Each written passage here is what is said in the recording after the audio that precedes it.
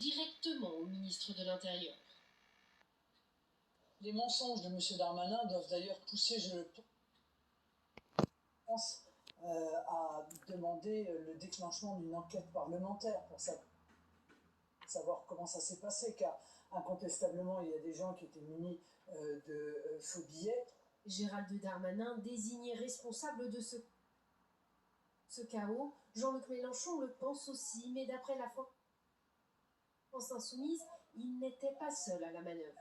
Les gens ont été traités comme d'habitude est traité une manifestation à Paris, ou des gilets jaunes, ou ce qu'on voudra. C'est-à-dire on tape dans le tas, on tire des lacrymos. Évidemment, le préfet allemand et le ministre qui étaient présents sur place. Le principal intéressé, lui, se défend de toute polémique et met en cause les supporters de Liverpool. Des milliers de supporters britanniques sans billets ou avec des faux billets ont forcé les entrées et parfois violenté les stadiers. Une version contredite par Éric Zemmour.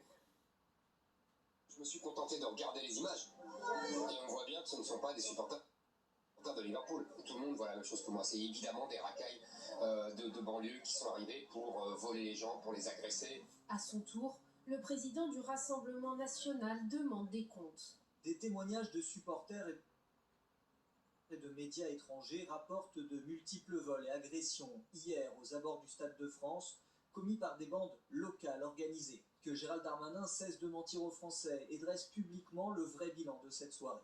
Du côté du Parti socialiste, le maire de Saint-Denis et le président du département, Mathieu Hanotin et Stéphane Troussel, ont demandé une enquête. Et ce qui est intéressant, Christophe Barbier, c'est que le